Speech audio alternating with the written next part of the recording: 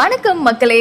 தெலுங்கு தேச கட்சியோட தலைவர், இன்றைய ஆந்திர பிரதேசத்தோட முதல்வர் சந்திரபாபு நாயுடு பத்தி தான் இன்னைக்கு நாம டீடைலா பார்க்க போறோம். யாரு இந்த சந்திரபாபு நாயுடு அப்படின்னு பார்த்தோம்னா, திருப்பதிக்கு பக்கத்துல இருக்கக்கூடிய ஒரு கிராமமான நாரவரி பள்ளி அப்படின்ற ஒரு இடத்துல 1950 ஏப்ரல் 20 பிறந்திருக்காரு.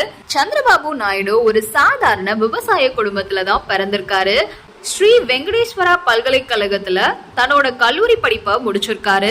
1972 இளங்கலை பட்டம் வாங்கியிருக்காரு. கல்லூரி படிக்கும் போதே அரசியல் மேல இருந்த ஆர்வத்தினால இந்திய தேசிய காங்கிரஸ்ல இணைஞ்சிட்டாரு.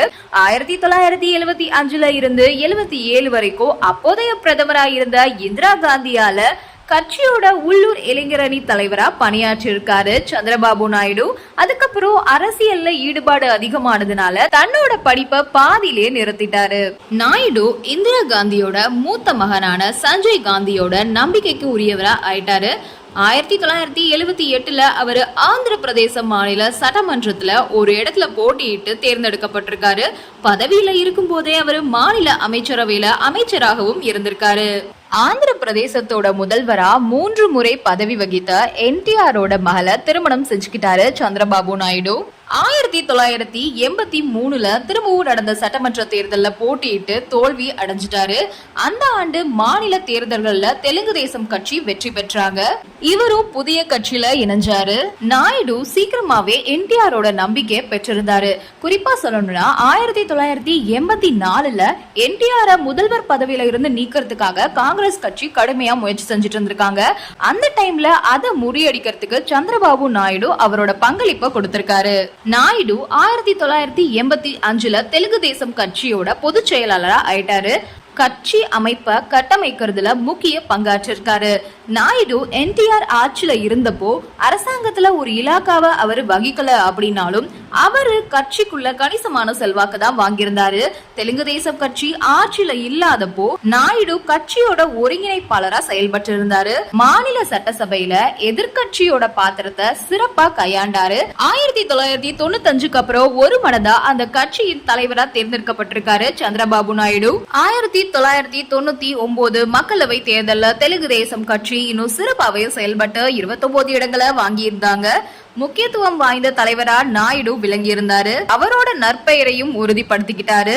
1909க்கும் 2004க்கும் இடையில நாட்டை ஆட்சி செஞ்ச பிஜேபி தலைமையிலான தேசிய ஜனநாயக கூட்டணிக்கு தன்னோட கட்சியின் ஆதரவை கொடுத்தாரு சந்திரபாபு நாயுடு. 1999 திரும்பவும் முதலமைச்சரானாரு சந்திரபாபு நாயுடு. அந்த நேரத்துல நாயுடு தேசிய அரசியல்ல வளர்ந்து வரக்கூடிய ஒரு நபராகவும் பிரதமருக்கான எதிர்கால வேட்பாளராகவும் கருதப்பட்டாரு. அவரோட அரசியல் புத்திசாலித்தனம் ரொம்பவே சிறப்பா செயல்பட்டுச்சு. ஒரு திறமையான நிர்வாகி, கொள்கை வகுப்பாளரா இருந்தாரு. முதலமைச்சர் அப்படின்றத விட ஒரு நிறுவனத்தோட தலைவரா தன்னோட பங்கை ஆற்றிருக்காரு. மாநிலத்தோட பொருளாதார சூழ்நிலைய ஊக்குவிக்க போராடி இருக்காரு. தகவல் தொழில்நுட்ப வளர்ச்சியில நாயுடுவோட பங்கு ரொம்பவே அதிகமா இருந்திருக்கு.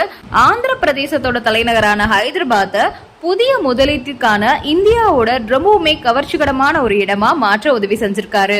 நாயுடுவோட சீர்திருத்தத்துக்கான முயற்சிகள் ஆந்திர பிரதேசத்துல உள்ள பாதி வாக்காளர்களை ஏமாற்றிருச்சு அப்படின்னு சொல்லலாம். இவரோட திட்டங்களால பயனடையாதது விவசாயிகளும் ஏழை மக்களும் தான். இதனால 2004 நடந்த நாடாளுமன்ற தேர்தல் மற்றும் மாநில தேர்தல்கள்ல தெலுங்கு தேசம் கட்சி படுதோல்வி அடைஞ்சிருச்சு. பாஜகவோட கூட்டணியை வச்சிருந்தாலும் நாயுடு முதல்வர் பதவியில இருந்து விலகிட்டாரு. மாநில அரசியல்ல எதிர்கட்சிக்கு தலைமை தாங்கினாரு. பிஜேபி உடனான தன்னோட உறவை கைவிட்டுட்டு 2009 தேசிய மற்றும் மாநில தேர்தல்கள்ல போட்டியிட டிடிபி மற்றும் சிறிய மாநில கட்சிகளுக்கு இடையே ஒரு கூட்டணியை உருவாக்குனாரு நாயுடு. என்னவா இருந்தாலும் மக்களவையிலோ இல்லனா மாநிலங்களவையிலோ உண்மையான வெற்றியை அவரால் பெற முடியல. அந்த முயற்சியும் தோல்விதான் அடைஞ்சது. நாயுடு தன்னோட சட்டமன்ற தொகுதியை தக்க வச்சுக்கிட்டாரு. ஆந்திர பிரதேசத்தோட வடமேற்கு பகுதியில ஜூன் மாசம் தெலுங்கானா மாநிலம் உருவாக்கப்படுறதுக்கு முன்னாடி 2014 மாநில சட்டமன்ற தேர்தல்கள் நடத்தப்பட்டுச்சு. அதுல தெலுங்கு தேசம் கட்சி திரும்பவும் பாஜகவோட கூட்டணி வச்சாங்க. பல இடங்கள்ல ஜெயிச்சாங்க. புதுசா ஆரம்பிக்கப்பட்ட ஆந்திர பிரதேச சட்டசபை ஜூன் மாசம் கூடிச்சு. சந்திரபாபு நாயுடுவ தலைமை நிர்வாகியா கொண்டு தெலுங்கு தேசம் கட்சி ஒரு அரசாங்கத்தை அரசாங்கத்தை அமைச்சாங்க. 2019 பொது தேர்தல்ல மோசமான தோல்விக்கு அப்புறம் அவர் ஆந்திர பிரதேச முதல்வர் பதவியிலிருந்து விலகிட்டாரு.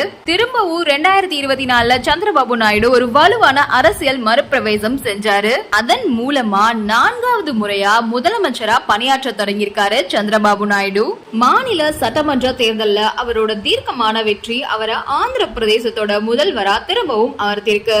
என்டிஏல சந்திரபாபு நாயுடுவோட முக்கிய பங்கையும் மாநில மற்றும் தேசிய அரசியலையும் அவரோட செல்வாக்கை எடுத்து காட்டுது. இந்த மாதிரி சுவாரஸ்யமான அரசியல் தகவல் பத்தி தெரிஞ்சுக்கணும் அப்படின்னா நம்ம சேனலை சப்ஸ்கிரைப் பண்ணுங்க, லைக் பண்ணுங்க, ஷேர் பண்ணுங்க. நன்றி, வணக்கம்.